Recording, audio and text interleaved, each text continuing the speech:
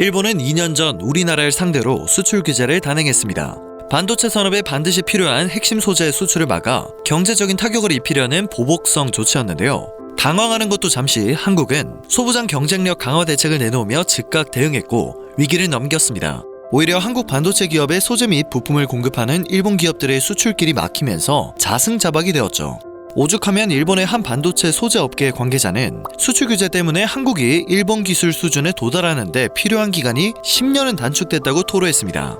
이외에도 오히려 일본이 타격을 받았다는 사실은 곳곳에서 찾아볼 수 있는데요. 일본은 학습이 되지 않는 나라인 듯합니다. 또 한국에 보복을 하겠다고 나선 것입니다. 보복을 할수록 자국이 손해를 보는 상황이 2년 동안 이어졌음에도 아직도 현실을 파악하지 못하고 있는 것이죠. 또 일본 불매운동으로 매운맛을 제대로 봤음에도 불구하고 정신을 못 차리는 듯합니다. 보복을 준비하고 있다고 하는 소식이 전해졌지만 이를 갈며 빼낸 칼의 날이 너무 무뎌진 상황이 아닐까 싶습니다. 얼마 전 자민당 외교부회는 합동회의를 열고 김창룡 경찰청장의 독도 방문과 관련해 한국에 대한 대항 조치 등을 검토하는 팀을 신설하기로 결정했는데요. 자민당 외교부 산하에 설치된 독도 대응 전담 조직의 이름은 대한국 정책 검토 워킹팀으로 정해졌고 8일 첫 회의를 열었습니다. 그런데 이 회의에서 정말 말 같지도 않은 주장이 오고 간 건데요. 니케이 신문 등 일본 언론에 따르면 회의에서는 한국에 아픔을 주는 대응책을 검토해야만 한다는 주장이 나왔으며 일본의 단호한 자세를 보여줘야 한다는 데 인식이 일치했다고 합니다. 21세기에 다른 나라에 아픔을 주겠다고 말하는 꼬라지가 참 미개한데요. 극우 성향의 사토 마사이사 외교부의 회장은 일본 정부가 거듭 자제를 요청했는데도 독도에 상륙했다고 비판했고 항의하는 것뿐 아니라 뭔가 대책이 필요하다며 한국 측에는 다른 여러 문제가 있으니 확실히 정책을 만들어야 한다고 주장했습니다. 너무 과하게 오바를 하는 모습을 보니 한국이 무섭긴 한가 보다라는 생각이 들 정도입니다. 경찰청장의 독도 방문을 꼬투리 잡아 만들어진 이 대응팀은 회의에서 징용과 위안부 등의 문제도 거론되었습니다. 사토 회장은 정부는 징용과 관련해 일본 기업의 자산이 현금화된 경우에 지금까지 없었던 강한 조치를 취하겠다고 밝히고 있다며 자신들도 따로 대책을 고민해야만 한다고 주장했습니다. 이어 방사능 유출로 인한 일본산 수산물 수출 규제와 오염수 방류 문제까지 민감한 현안들을 하나하나 열거했습니다. 그러면서 자민당 정무조사의 산하에 한국 정책을 제대로 검토하는 조직이 필요하다며 다카이치 산하의 정무조사 회장의 허가를 받았다고 주장했죠. 자민당 차원에서 모든 대응책을 직접 점검하겠다는 것입니다. 가관인 것은 이 회의에서 금융과 투자, 무역 등 한국에 대한 폭넓은 분야의 제재까지 검토가 되었다는 점입니다.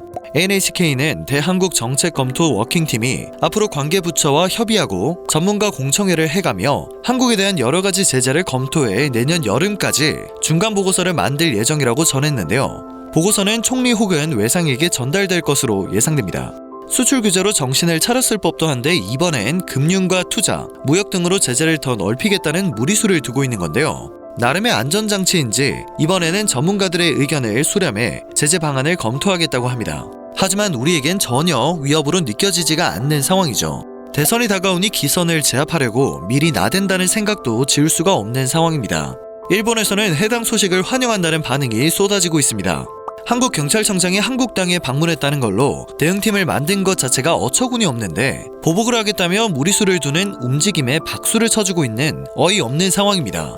관련 기사에는 울며 용서를 빌 정도의 무자비한 대책을 많이 내세워주세요. 상식이 없는 나라에는 말보단 행동을 할 수밖에 없다. 지금까지의 잘못된 대응이 이 문제를 복잡하게 만들었다. 배려가 통하는 상대가 아닌 것을 알았으니 여러 가지 대응 조치를 강구해야 한다. 대찬성이다. 응원하겠다. 최근 한국도 일본의 대응이 바뀌기 시작했다는 것을 느껴 불안해하고 있다. 라는 반응이 이어지고 있습니다. 그러나 한국 외교부는 독도 대응팀이나 이번 회의 내용을 완전히 무시하고 있습니다. 따로 대응을 하거나 언급할 가치도 없다는 건데요. 9일 외교부 당국자는 먼저 독도는 역사적 지리적 국제법적으로 명백한 우리 고유의 영토임을 확실히 했고 일본 정당 내 관련 움직임에 대해서는 언급할 일고의 가치도 없다는 입장을 밝혔습니다. 자민당은 폭넓은 분야에서 제재 조치를 검토하며 한국을 두려움에 떨게 하고 싶었던 것으로 보이는데요. 정작 한국은 눈 하나도 깜짝하지 않는 모습입니다. 씩씩대며 옹졸하게 모여 보복 준비를 하겠다고 동네방네 소문을 내는 대한국 정책검토 워킹팀은 이미 기싸움에서 패배를 한 거죠.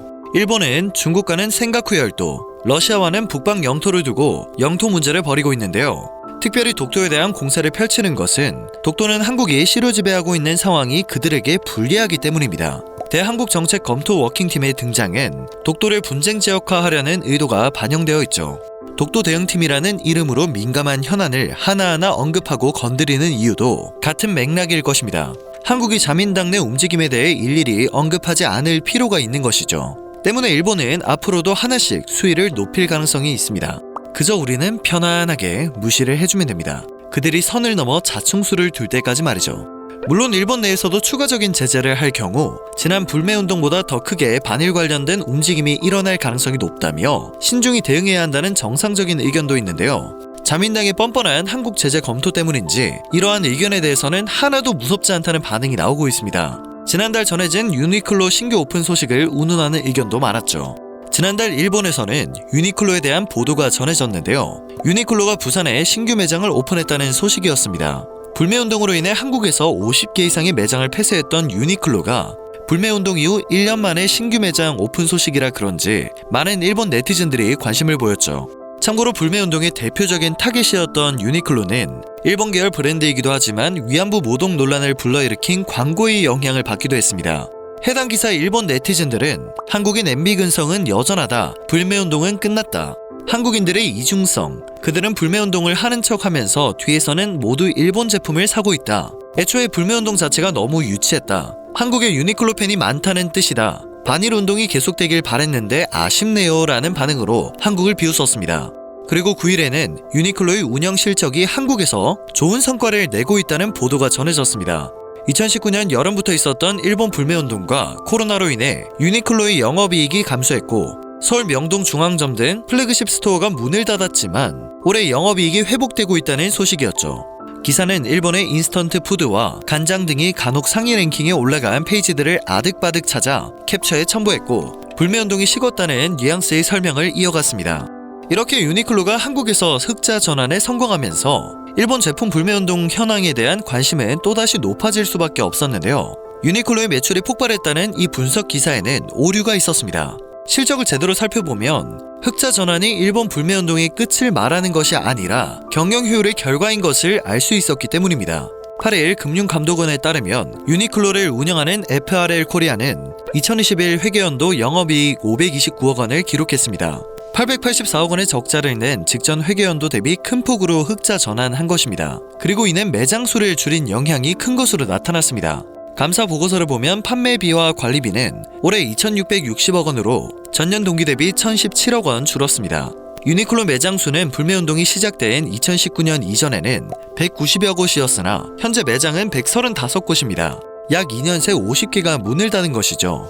특히 아시아 대표 매장으로 꼽혔던 명동 중앙점과 1호 점격인 롯데마트 잠실점이 폐점했다는 소식은 일본에 큰 충격을 안겼습니다. 최근 5년간의 매출만 봐도 불매운동의 타격이 컸음을 알 수 있습니다. 흑자를 낸 2021 회계연도에도 매출은 줄었죠. 불매운동이 끝났다는 의견이 많지만 그것은 그들의 바람일 뿐 현재 한국 유니클로의 매출은 전성기의 반도 따라오지 못하고 있습니다.